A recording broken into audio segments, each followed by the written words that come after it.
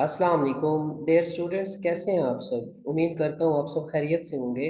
मैं हूँ आपका फिजिक्स टीचर अज़र शहजाद। तो welcome all of you in my beautiful channel physics with Azhar Shahzad. आज मैं आप सबसे chapter number 2 11th class physics जो है उसका इम्पोर्टेंट एमसीक्यूज मैं आपसे शेयर कर रहा हूँ और डिस्कस करेंगे। और इस वीडियो को आखिर तक देखिए और हर बात को तवज्जो से सुनिए और समझिए। उम्मीद करता हूँ आप लोगों को ये एमसीक्यूज एनुअल एग्ज़ाम के पॉइंट ऑफ व्यू से बहुत हेल्पफुल साबित होंगे। तो हमारा चलें भाई हम डिस्कस करते हैं। तो हमारा पहला एमसीक्यूज है, the resultant magnitude of 6 newton force and 8 newton force acting at right angle to each other is. देखिए मेरी बात सुने। इस तरह के एमसीक्यूज ज़रूर एनुअल पेपर में आता है और आपने इस एमसीक्यूज का एक अच्छा सा कंसेप्ट बना के रखिएगा अपने माइंड में कि जब कभी भी आपसे कोई बंदा रिजल्टेंट मैग्नीट्यूड के बारे में पूछे या रिजल्टेंट फोर्स के बारे में पूछे या रिजल्टेंट वेक्टर के बारे में पूछे, आपको वो दो वैल्यू देगा। अब यहाँ पे पॉसिबिलिटी ये भी होती है कि वो आपको उनके दरमियान एंगल का भी जिक्र कर दे, और बाज़ औक़ात वो एंगल का जिक्र नहीं करता। बाज़ औक़ात वो सिंपल वे में ये कह देता है कि वो दोनों फोर्सेस या दोनों वेक्टर्स आपस में राइट एंगल है। अब जब कभी भी राइट एंगल की बात है, इट्स मीन दैट वो दोनों आपस में परपेंडिकुलर है। और इस तरह का जो केस आ जाए तो उसकी मैग्नीट्यूड निकालना इंतहाई आसान होता है। भला कैसे? वो ऐसे कि आपने जब कभी भी दो फोर्सेस, दो वेक्टर्स आपस में राइट एंगल हो या आपस में वो परपेंडिकुलर का वर्ड वो यूज कर ले, आपने अपने ज़हन में दोनों को ऐड कर देना। अब देखें यहाँ पे उसने एक 6 न्यूटन की बात की है, साथ उसने 8 न्यूटन की बात की है। अगर आप गौर से देखें, अब जो 6 न्यूटन है और 8 न्यूटन है, आप इन दोनों को ऐड कर लें। जब आप इन दोनों को ऐड कर लेंगे तो उसका आंसर जो बनेगा वो आपके ज़हन में 14 न्यूटन बनेगा। और आप इन्हीं दोनों को माइनस भी कर लें।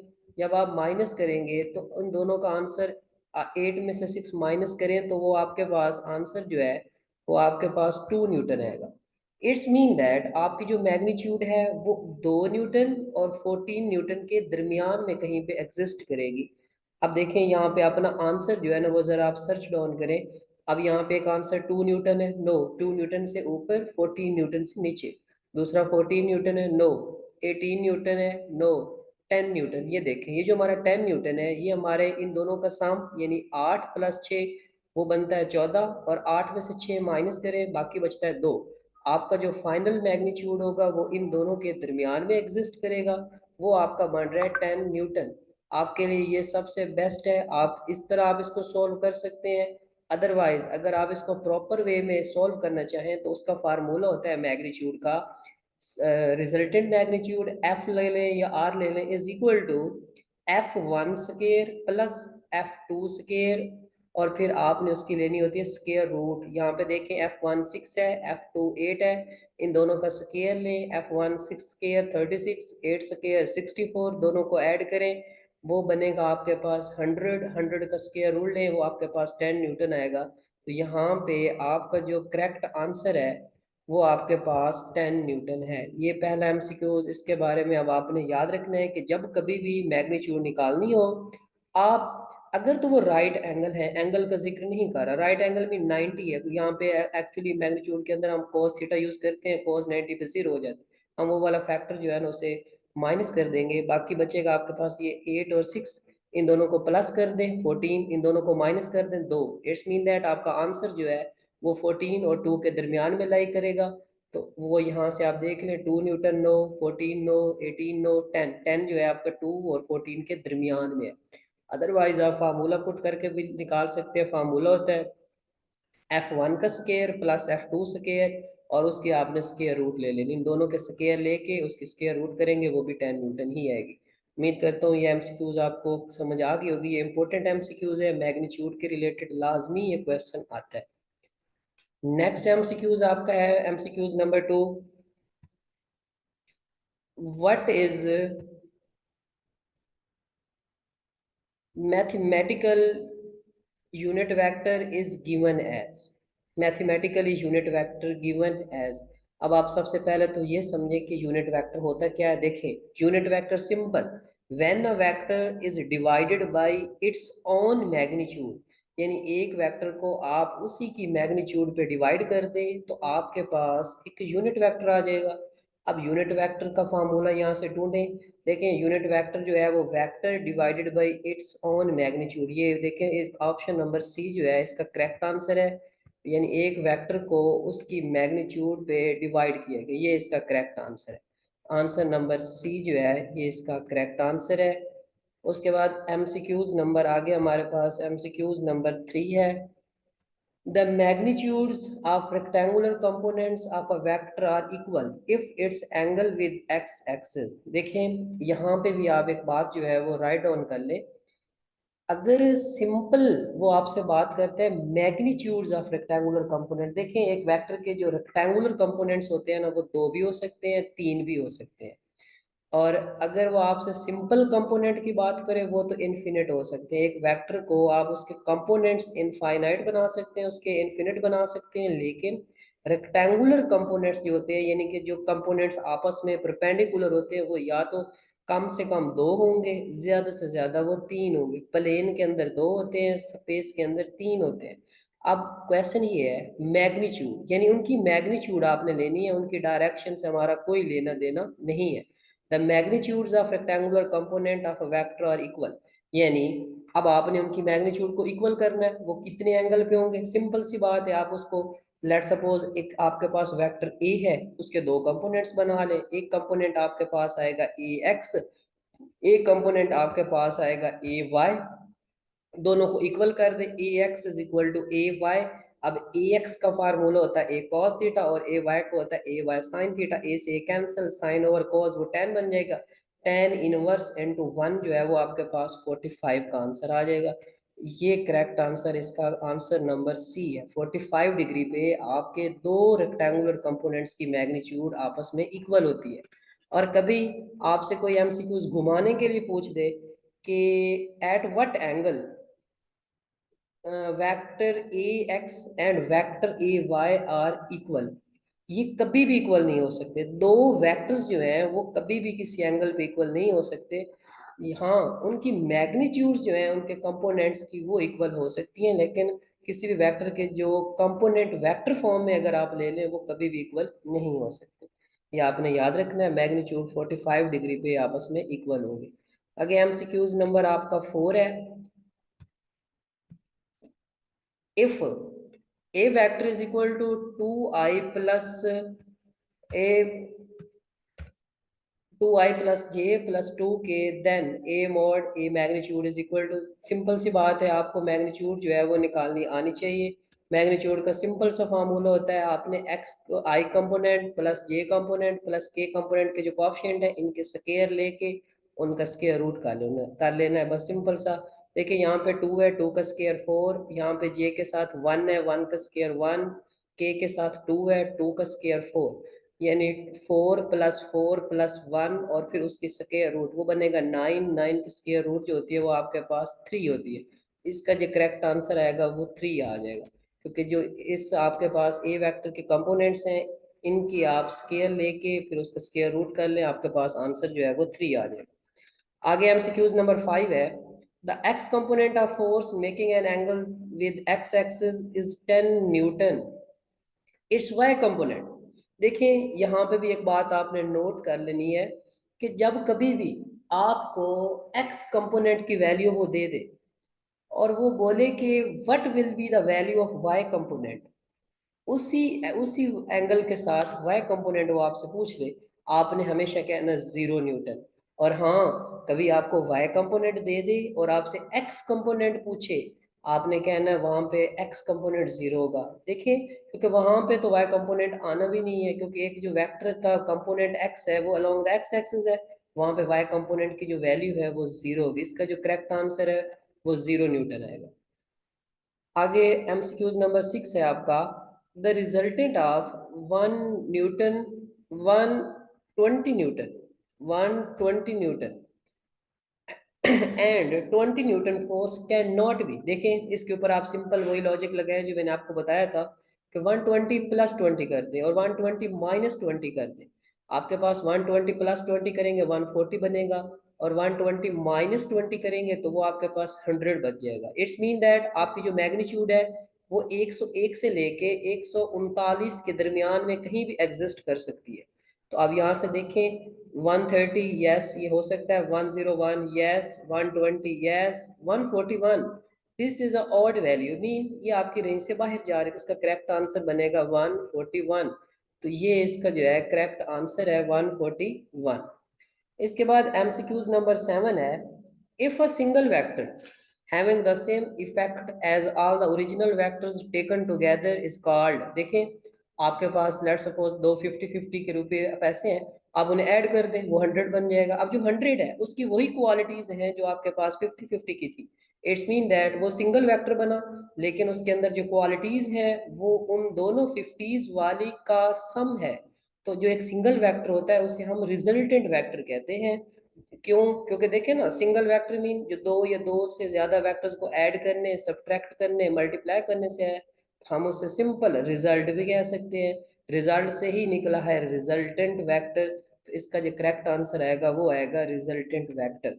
यानी कि दो या दो से ज्यादा वेक्टर्स को ऐड या सब्ट्रैक्ट करने से जो एक फाइनल वेक्टर आपके पास बनेगा उसे आप रिजल्टेंट वेक्टर ही कहेंगे। इसका करेक्ट आंसर रिजल्टेंट है, और इसकी क्वालिटीज वही होंगी, इसकी करेक्टरिस्टिक्स वही होंगी जो आपके पास ओरिजिनल वेक्टर्स थे जिनको आपने ऐड किया है या सब्ट्रैक्ट किया।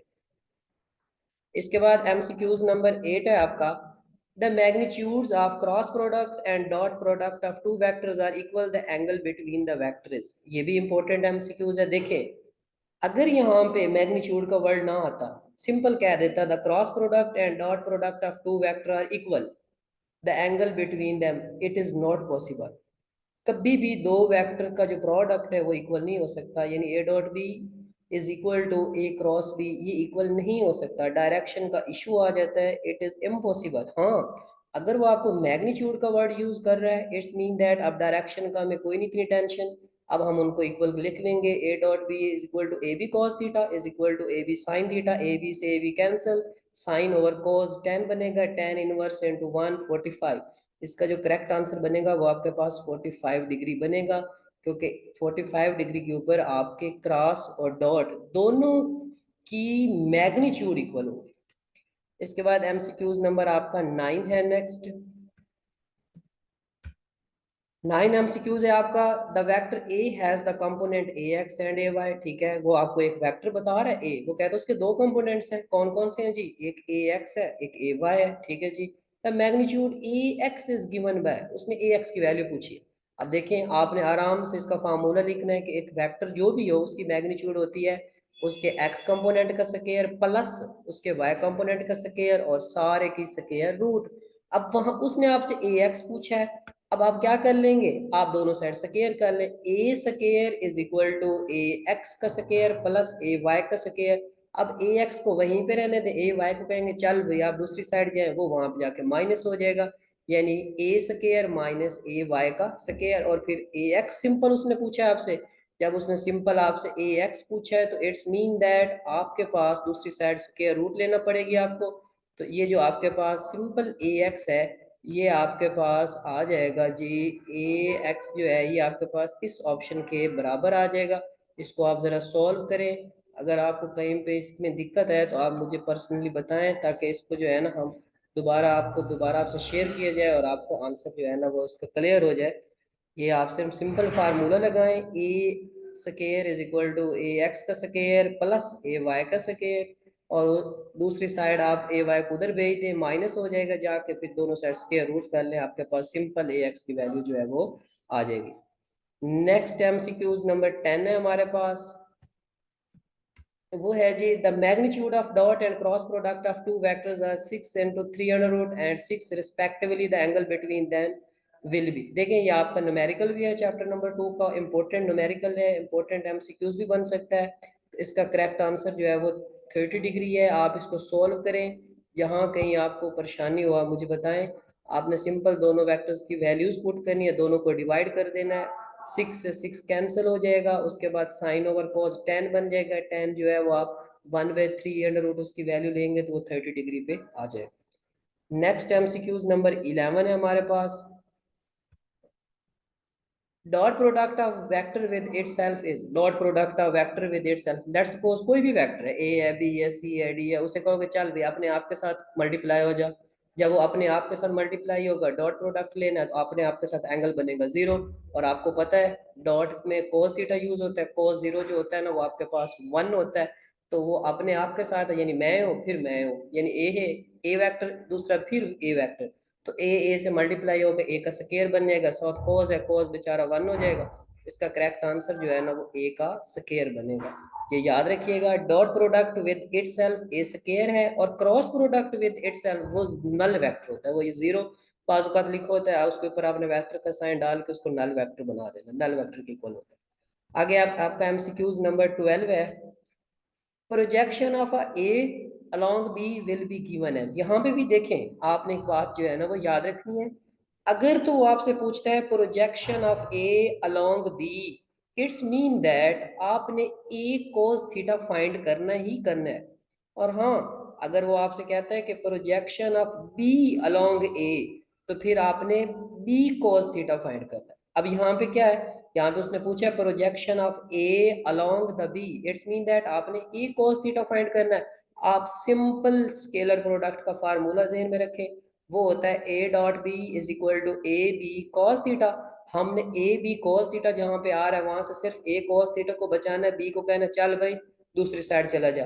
तो बी जो है वो दूसरी साइड जाकर डिवाइड हो जाएगा, बी जब दूसरी साइड डिवाइड हो जाएगा तो उसका आपके पास ये वाला जो करेक्ट आंसर है ना, ये वाला आपके पास उसका करेक्ट आंसर आ जाएगा, A dot B divided by B, क्योंकि ए cos थीटा हमारा उधर ही बच जाएगा।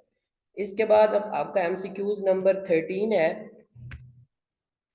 if the second condition of equilibrium is fulfilled, the body will be in second condition। देखिए second condition आपके पास होता है the sum of all torque acting on a body is equal to zero। अब second condition आपके पास rotational equilibrium के related भी होती है, स्टैटिक इक्विलिब्रियम भी है, डायनामिक इक्विलिब्रियम भी है, कंप्लीट इक्विलिब्रियम भी है। तो आपने इसको कंप्लीट इक्विलिब्रियम भी कह सकते हैं, रोटेशनल इक्विलिब्रियम भी कह सकते हैं। सेकंड कंडीशन जब सेटिस्फाई होगी तो बॉडी जो है वो आपकी कंप्लीट इक्विलिब्रियम में होगा, ये इसका करेक्ट आंसर है। इसके बाद एमसीक्यूज नंबर आपका 14 है। Which one is a vector, बहुत सिंपल सा क्वेश्चन है।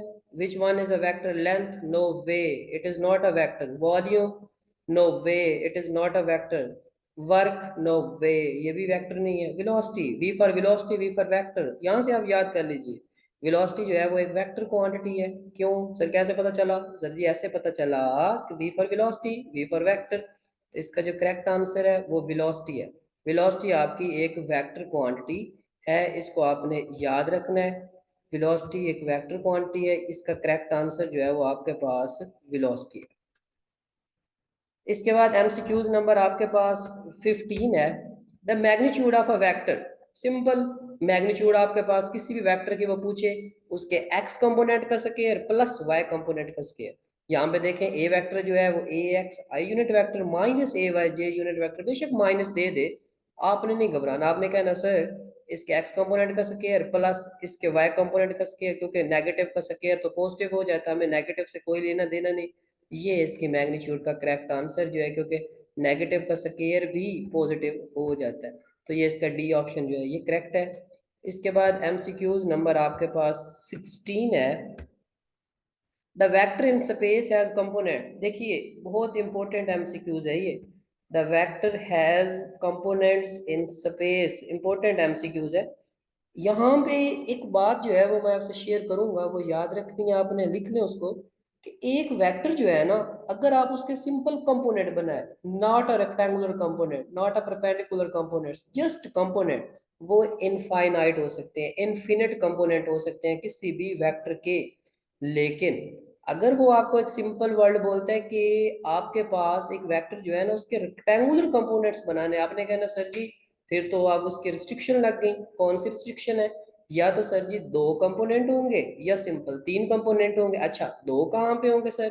वो प्लेन के अंदर होंगे, और सर 3 कहाँ पे होंगे, वो स्पेस के अंदर होंगे। अब यहाँ पे the vector in space has components, यहाँ पे हमारा एक्चुअली जो वर्ड आना था ना, इन स्पेस हैज, इसके साथ आपने रेक्टेंगुलर का वर्ड जो है ना वो ऐड करना था, फिर क्वेश्चन जो है ना वो क्लियर हो जाता। रेक्टेंगुलर कंपोनेंट्स, अब आपने बताना है कि रेक्टेंगुलर कंपोनेंट सर जी उसके 3 होते हैं, ये इसका करेक्ट आंसर है। 3, स्पेस के अंदर जो रेक्टेंगुलर कंपोनेंट्स हैं वो 3 होते हैं, और प्लेन के अंदर रेक्टेंगुलर कंपोनेंट्स 2 होते हैं। यहाँ से आपका एक और भी एमसीक्यूज क्लियर हो गया कि कम से कम रेक्टेंगुलर कंपोनेंट्स किसी वेक्टर के कितने हो सकते हैं, वो 2 हो सकते हैं, और ज्यादा से ज्यादा किसी भी वेक्टर के रेक्टेंगुलर कंपोनेंट्स कितने हो सकते हैं, वो 3 हो सकते हैं। इसके बाद एमसीक्यूज नंबर आपका 17 है। अब पैराट्रोपर मूव्स डाउनवर्ड विद, देखें पैराट्रोपर पैराशूट को बोलते हैं, देखें वो जब कांस्टेंट वेलोसिटी से नीचे आता है, जब वेलोसिटी कांस्टेंट होगी तो एक्सेलरेशन होगा, नो वे, एक्सेलरेशन तो कभी हो ही नहीं सकता, एक्सेलरेशन आपका जीरो होगा। इट्स मीन दैट आपका zero acceleration correct answer, constant velocity correct answer, both A and B ये फिर करेक्ट आंसर होगा, पॉजिटिव एक्सेलरेशन तो होना ही होना है ना, बोथ ए एंड बी ये करेक्ट आंसर है, कांस्टेंट वेलोसिटी भी जीरो एक्सेलरेशन भी। पॉजिटिव एक्सेलरेशन तब होता है जब एक्सेलरेशन जीरो ना होता, तो बोथ ए एंड बी इसका जो है ना वो करेक्ट आंसर है, इसको आप अंडरलाइन कर लें। इसके बाद एमसीक्यूज